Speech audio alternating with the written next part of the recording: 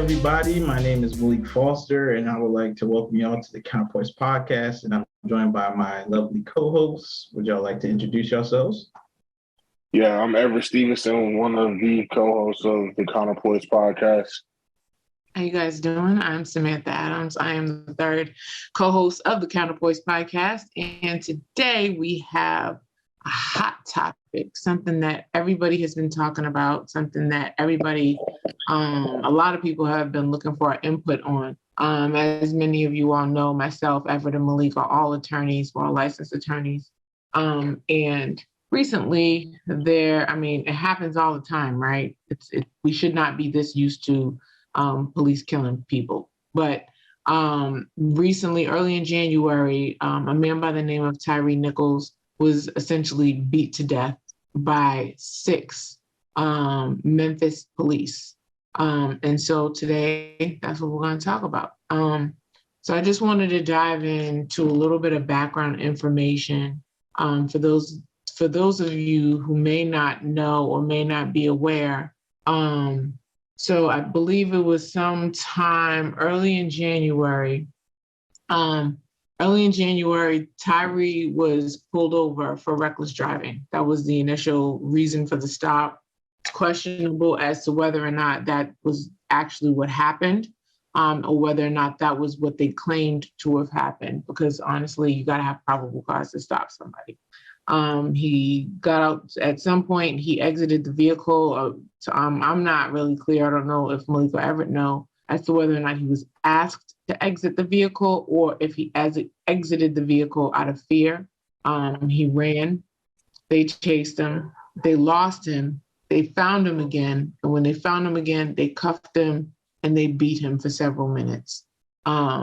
Beat him with their fists. They kicked him, they beat him with nightsticks and other police instruments or whatever, and they beat him for at least 5 minutes.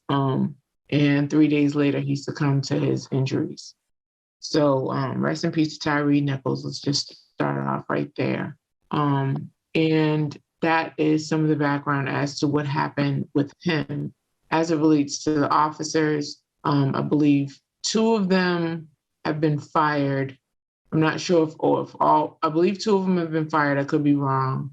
4 of them have been charged. They just recently charged another officer. The thing about those 5 of the officers that were Black, 1 of them was white, and I believe there were 2 EMS or fire and rescue people that have also been fired, because I think they were trying to help cover up what happened. So that's some background on what happened. I don't know if you guys want to go ahead and add anything that I may have missed. Yeah, I was just going to add that, during the arrest, the police were trying to say that he attacked them and that he was committing aggravated assault. So he tried to also grab an officer's gun and point it at him. Although when people have looked at the video that recently came out, that kind of contradicts what the officer was saying. So they've also been charged with, filing false reports as well as second-degree murder. So it's 5, I believe, that were charged with this. Yeah, they recently just charged 6 guys. Oh, okay. Correct. I was going to say, too, there's some other background information alleged that, Tyre had maybe involved with one of the officers' spouses or ex-spouse or something like that. That they may have worked together at the local FedEx. I don't know if it was a warehouse or something to that effect. Because I do believe FedEx is based in Memphis.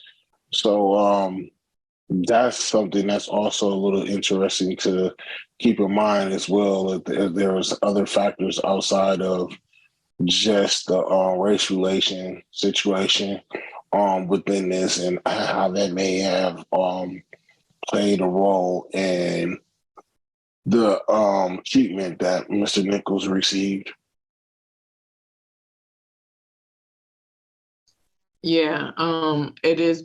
I have heard that too, and it would make a lot of sense as to a possible reason why Mr. Nichols ran. when he initially encountered the police, right? If he knew that there was some kind of an issue there, it very well may be the reason why he ran, because there it is, you have 5 police, and here you are, an unarmed man, Black man, and they have accosted you and you are afraid, right? It's already bad enough.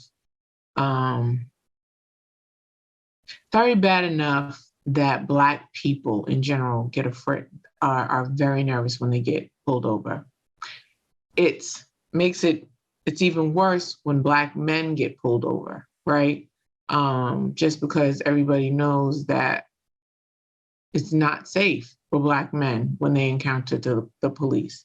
And it's sad to say, because not all police are bad, but the ones that are do enough damage to spoil a whole bunch, you know what I mean? And so it's sad and it's scary. And what they did to him, I don't care if they're black, white, blue, green, purple, yellow, or orange, what they did to him was unnecessary, it was uncalled for, and it was despicable.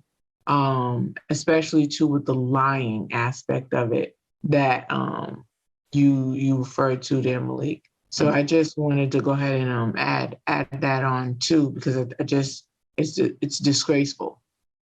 But there also have been some reports that this unit that they're a part of, the Scorpion unit, has been disbanded because there's some precedent behind some of their actions. That particular unit doing some particular borderline things in terms of how they conduct themselves with the citizens and the public of Memphis. So that's another thing to take a look at as well.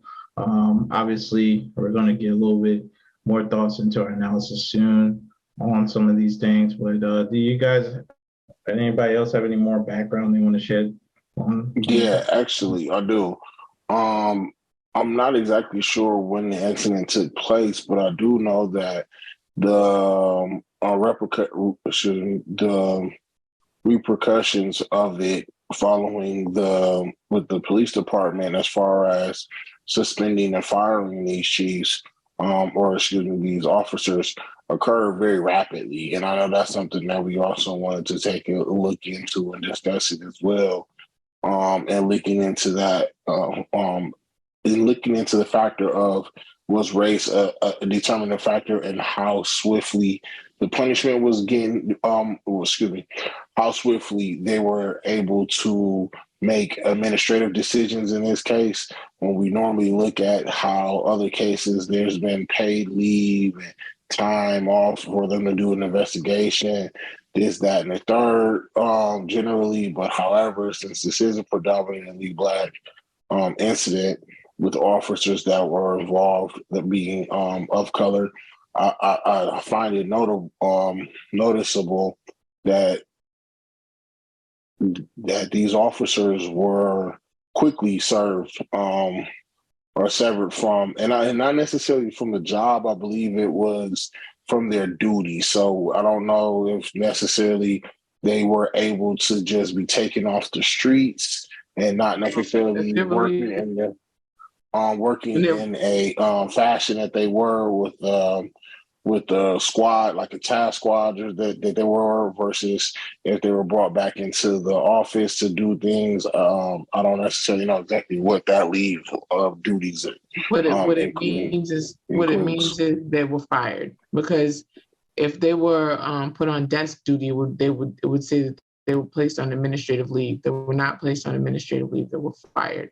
And typically, when you have these police killings, they are placed on administrative leave pending an investigation. And in this case, the 5 Black officers were all fired. If I'm not mistaken, I believe all 5 of them were fired. But those that definitely were fired quickly. And then one just got, I think, fired. I'm not 100% sure if the white officer just got fired. And when I say just, I mean like this past week. Yeah. Like just a few days ago. Yeah. So they were definitely discharged, like y'all were saying. It did happen pretty quickly, and I think obviously, the police department has the video before they release it to the public, so they could see exactly what's going on, and if things don't match up, they definitely should make that type of decision. Yeah, they should have fired him, right? There's no ifs, ands, or buts about it. It's good that they moved quickly. Just questionable about why they moved so quickly with those black dudes and not the white dude. Why did it take so long for that white dude to get fired? That's what I'm curious about. And remember, guys, this is still like an ongoing thing. So there's definitely going to be more to come about this entire topic. But, we wanted to at least address what we know now, right? And so I think that, again, it's important to just analyze this. Like, a lot of times when you see police killings and you see a white officer kill Black men, they go on administrative desk duty for months before they get fired. What's the guy's name? I can't believe I'm drawing a blank on his name. The guy that was killed out here in Atlanta by the police officer, that dude's back to work. That case isn't even, finished yet, as far as I know, unless I'm missing something. But he's back to work. They gave him a job. He went to jail, got out, back working as a police officer. Like, come on, you have an open pending case. You should not be allowed to work anywhere as a police officer. You should not be allowed to have a firearm, because if it was a Black officer, they would not be allowed to have a firearm. You know what I'm saying? And I think that we got to treat that with equal weight, right? Like, you can't. It's frustrating to me because, when you're talking about race, it just, the disparate treatment or the unequal treatment is like so blatantly obvious that it's disgusting and nobody does anything about it. And I think that something has to happen. I don't know what, but they got to do something, like stop treating Black people like that. Now, don't get me wrong. I'm not trying to say that the Black officers should receive the same type. I'm sorry, I am saying that they should receive the same type of treatment as their white counterparts. However, I believe that white counterparts should be met with the same type of swift action as Black officers. I don't think it should be delayed and people going on administrative leave and all of that other kind of stuff. I think that they really need to look at that, fix it. If you're going to put somebody on administrative leave for killing somebody, either put them on administrative leave, keep it very short, and fire them. It don't take that long to do an investigation. You're the police. And I think that that's what's frustrating, because you have the police and the police.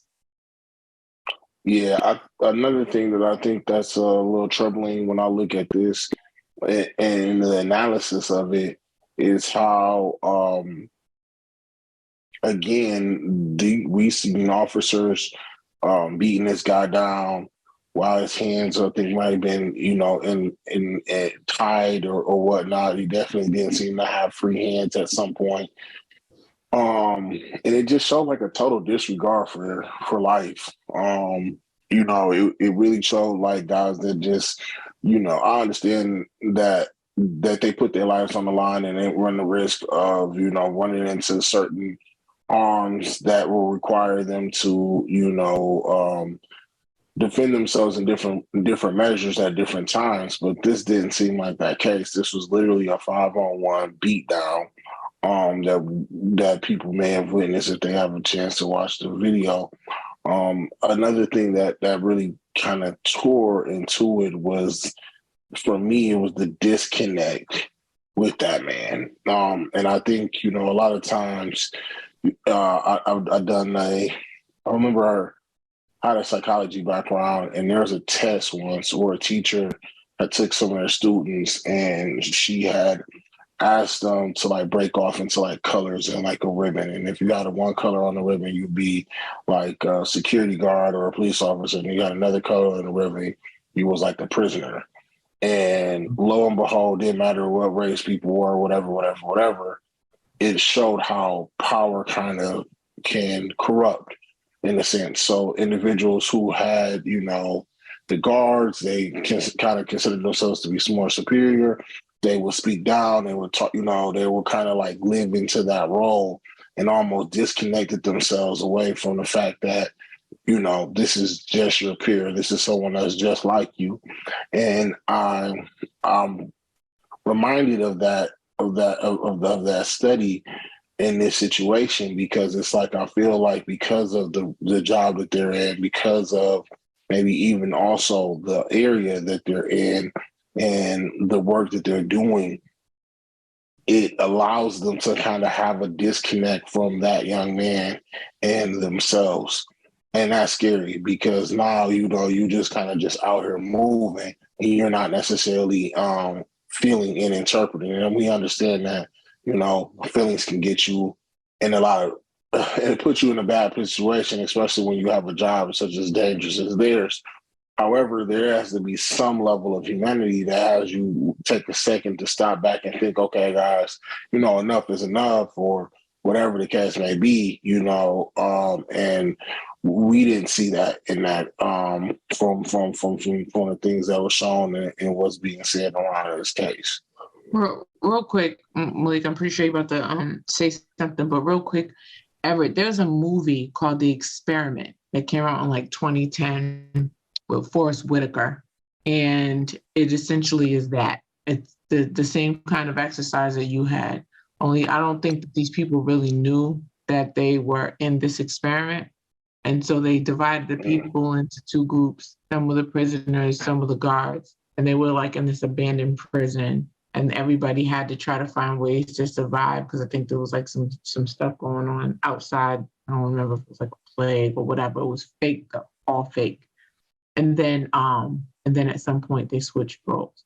And it's interesting because when I was in second grade, I learned about racism because my second grade teacher came into our classroom one day and divided the class. Because I went to a predominantly white school, divided the class between students that had freckles and students that didn't. And they essentially said, you get to do whatever you want. You got freckles, you at the top.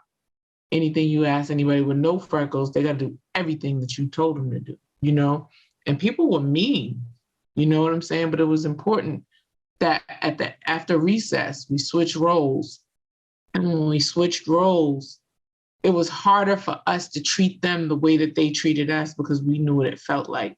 You know what I'm saying? And I was just going to ask you, E, when you did that experiment, when you were in school, was it different when you all switched roles, or did you all switch roles?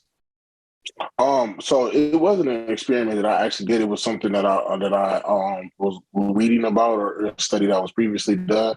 But I'm trying to think. I believe there was a small level of like initial hesitation because of individuals have been used to being in that role, so they had a little more empathy for others after being in that role. You know what I mean? But I also think too that the longer that they're in it, the more likely that they kind of lose some of that empathy, and it goes back into, just I'm just doing my job. You know what I mean? It's kind of like another experiment that we saw where, individuals were told to pretend to stalk other people from another room. And like, you don't see them, but you could hear the reactions, right? Like, so it'd be like, okay, cool, set it up to 10 volts. You do 10 volts, you don't really hear nothing. You go to 20 volts, you hear 20 volts, maybe they scream, 30 volts, whatever the case may be. I don't know if those are the exact numbers, but essentially that was the job. And it was like, even though they might hear people screaming, begging people to stop, the fact that someone of an alleged authority was telling you to do something, people kind of felt like it wasn't it wasn't their call. Therefore, they were more likely to do it. So it was like, well, if he's telling me it's okay, then it's okay. I'm gonna just keep going. And I think that's what you may see sometimes in these positions with some of these people, some of these officers in particular, when they may be in positions where they have senior officers with seniority that Seniority. may be thank you, or not necessarily just seniority, but higher ranking rather, that may be directing them to have a certain type of to go about their course of actions with individuals a certain type of way. And while initially they may have had hesitation about that, over the time and just continuously thinking that they will be absorbed of responsibility because of the fact that they're following direct orders or they're following what seemed to be protocol, they'll be more and more inclined to, do the action, even though they may see the results of it is causing harm to the actual victims. So, yeah, I just want to add that in there too. Right. I'll bring up a good point about the seniority and the leadership, and how this is a systemic problem, right? From top to bottom, as you explained, Sam, like the EMS people, they might have been in on it. Obviously, the officers, the police chief. You got to look at everybody. This is a systemic system of racism and of oppression from top to bottom. And it seems like we've seen this song and dance before. We see Attorney Crump. He has his hands in it. As well, he's representing the family. The family saying that they want the George Floyd police bill. They want that out there. So, it's already shaping up to be forming in a political sense of where, I think the family is going to get a settlement and maybe they'll get some concessions that, they're going to work on the George Floyd bill. Will that come into fruition? The bill part, no. I think, of course, the family's going to get their payout, but it's bigger than just that, right? We need real legislations. This is another example, reason why Black people need legislation, because we got these state sanctioned officers committing these brutal killings of Black people all across the country, and it's just not like an outlier; it's like a pattern. So there's a big issue there. It needs to be reformed across the board federally through Congress on something to protect Black people. We need some anti-Black hatred type of bills. There's a lot of Black hatred out there, so we need some protections and set-asides to protect us from these killings that are happening all across the country. I don't know how many examples that we'll need. And Democrats will always say, oh, the Republicans are worse. Well, this is happening regardless of who's in charge, regardless of the state, regardless of the president, from Obama to Trump to Biden. And we haven't seen any legislation that can back that. All we see is, oh, we'll donate to some Black businesses here and there. And have they met up their donations on those things? No. Well, we'll get a statue or something from MLK. Like, that's not going to help anything. It's a nice gesture, but I mean, we need some tangibles, some actual legislation here. So we've seen this before. We see Crump. He's at the forefront of this. So when you see Crump, I don't really expect too much results. Unfortunately, I don't expect too much to come out of this that's too positive, that's going to benefit Black people as a group. Yeah, Ben Crump is good for protecting his clients, right? And he does some activism, but at the end of the day, I agree, Malik, there has to be legislation, because you're right. No matter who's in office, this kind of stuff happens. And I think that it would be in our country's best interest, and it would behoove our legislators to stop pointing the finger at one another and just fix it, right? It's been happening for so long. Like, you're not going to be able to get rid of it completely. It's because it's a disease, right?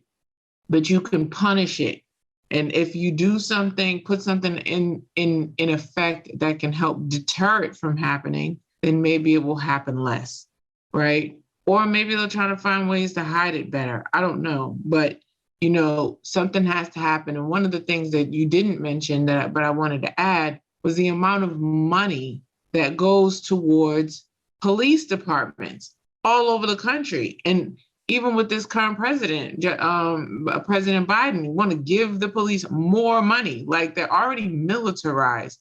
Like, why don't we do something to help them stop doing what they're doing? Yeah, Sam, you're right. Which includes the George Floyd bill. They have like that study. There's a study that shows that our police departments spend more than most countries' military budget. So just keep that in mind. But go ahead. Right. Yeah, but that just furthers the point. Like, why the police have more money than the military, right? Like the war between police and Black people is something that's been going on since slavery, and it's time for it to end. I think in part people don't want to acknowledge the fact that there's a war between police and Black people, including the Black people that are police. It's not true for all Black people that are police, but it's definitely true for some. And Black neighborhoods are often more overly policed, which is why 85 to 90% of prisons are filled up with Black people. And it's not because Black people commit more crimes than anybody else. They commit crimes at the same rate as everybody else. As a matter of fact, Black people make up less of the population. So it makes it seem as though, the numbers make it seem as though Black people are more nefarious than anybody else. They're more prone to commit crimes, and that's not true at all. You have great upstanding citizens that are Black people. This country was built on the backs of Black people. This country still runs on the backs of Black people. And I think that it's important for this country to put some respect on our name. I get tired of seeing how Black folks are treated, especially when you're talking about, did I freeze? Okay. Yeah, especially when you're talking about policing and the relationship between Black folks and the police. And it's something that needs to be fixed. Legislation is absolutely one of them. Finding ways to I don't even want to say mend or repair, because I don't think there was ever a good relationship between police and Black folks. I think developing a more positive relationship would be good. And I also think that police need to be seen by mental health people, by mental health advisors far more frequently. Because their job is such a dangerous job, and they're more prone to things like PTSD and changing of their opinions and things like that of Black folks as a whole, not just Black folks, but just in general. But I do believe that, there needs to be more mental health counseling amongst police, and maybe even terms for police. And the reason why I say that is because it's easy to get burnt out, like to kind of add to what he was saying, like, you start off, you might get empathetic, and then you lose that empathy because now it's just business as usual. And while you're talking about business as usual and you're putting, and these people's lives are in your hands, people forget that they are people. They're actual people. Somebody loves them. Somebody cares about them. And they belong to somebody's tribe. When you look at Tyre Nichols, he was a father. I think he was like around 30 years old. I could be wrong about that, but I do know he had a 4-year-old child. So he was somebody's father. Hold on. What did you say?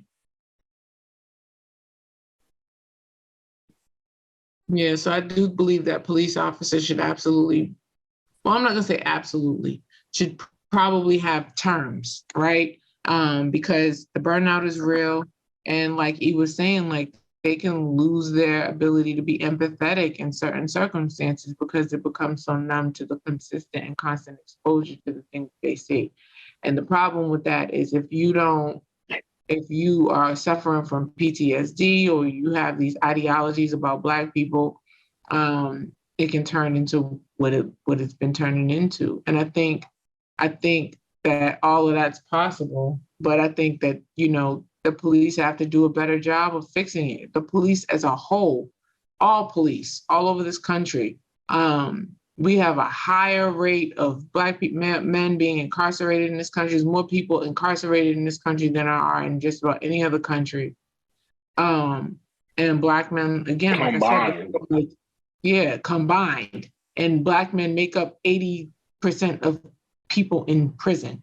So criminal justice reform as a whole needs to happen, which is a part of that George Floyd bill, which is the reason why it's incredibly important that something needs to happen. George Floyd died like 6-7 years ago, almost 6 years ago, I think. No, am I lying? No, I definitely I exaggerated. think it was like, wasn't that like- before the pandemic? Like, I It think was that's when like all of the marches. right at the beginning of So- the pandemic, years right? ago. So it was like But I 4 think it years made like ago. 3 or 4. Yeah. Yeah, it was like. So, but either way, like that bill has been hanging out in the for about 2 years. in Congress. It's not wallpaper. It's you can pass all these bills to protect all these other people, but what about Black people? I mean, it's to the point now where even Kamala Harris was in the House the other day, like, pass the bill. Yeah, Because their term even is that almost one little national incident, and they got a bill pushed through quickly. So that's where the legislation comes in, and also another factor is, Black people need to really come together as a community and speak financially, like speak to these Democrats with their money and with their votes. to everybody. We're not voting for you unless you do this, that, and the third. Like, I think as a community, Black people need to come together and stand up for themselves, not just be like, hey, well, don't vote. You got to vote now, and don't vote for Republican. Those days are over. I don't think it even has to do with Republican or Democrat. I think they're both What I'm saying, failed. Black people. that's what I'm saying. What I'm saying is, if they want your vote, they need to come to terms with a deal that's beneficial to the Black community specifically. There's no point of just senseless voting at this point, because you vote one way. If you vote down ballot Democrat, you still getting these horrific, unreasonable, unconscionable results. Like, this is just, it doesn't make any sense. Time and time again, and you want to vote these legislators in, and they don't even want to pass bills to help protect you. So that's one thing that you can possibly do to help with a solution. Also, another thing, when it comes to these lawmakers, you need to start punishing these police. We need some more laws on the books for police departments when they do affect like any citizens based off of, and there's found to be any sort of racial motivation or anything going on. They need to be held to a higher standard, because get rid of qualified immunity too. Yeah, that too. And they need to be held to a higher standard. So if they're caught wrongly doing something, there should be a mandatory minimum sentence that they have to serve, in my opinion, because it's gotten to that point where, you need to deter this behavior. It's just too many, from babies to adults to men, women. It doesn't matter. If they're Black, it's been done to them in terms of like murders and, injustice across the board. So I think mandatory minimums need to be kind of at play here when it comes to, the wrong. Make it a hate crime. Wrong errors. Yeah, exactly. Hate crimes as well. So that's another addition that you could do, Sam. Thank you for that. I was going to get to that one as well. So as far as legislation, I think those are some of the things that, the legislators should think about. Black people, to persuade the legislators to get them to do it, because they're sitting on their thumbs. Hey, especially the Democrats, Black people could help them lose every darn election all across the country, and we'd just be a Republican country if that's how they want to behave. Because I think we need to take this more serious. Children are dying, men are dying, women are dying, doesn't matter. All kinds of situations, so that's basically what I wanted to say as far as the solutions go, as far as legislation. Do you have anything, Sam, y'all want to add?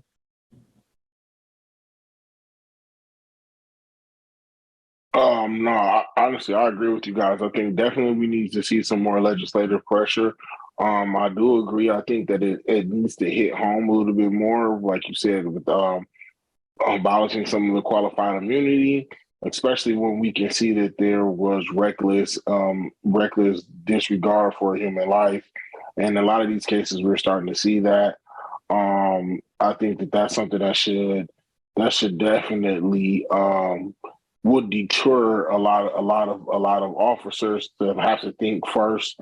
And again, I don't necessarily feel like this is too far of a stretch when we can see people shoot up a church and get home and eat some McDonald's or whatever it was, Wendy's. We can see people shooting the crowds and still get home. We can see a lot of mass murderers be able to make it home safely. But we can see but on the flip side, you look in this country and you see other individuals get treated a lot worse with a lot less, reaching for a Bible, whatever the case may be, anything, grab your ID, any and everything we've seen people die for. Eating ice cream while on the couch, you know what I'm saying? It just doesn't matter. Like, and while some of these cases have been addressed, but I think we definitely need to do a lot better job, excuse me, a stronger job of making sure that this continues to happen and continue to put that pressure on, because it continues to, we see that this is something that is ongoing. And so some of the deterrent factors that are currently in place aren't enough, and we need to have more.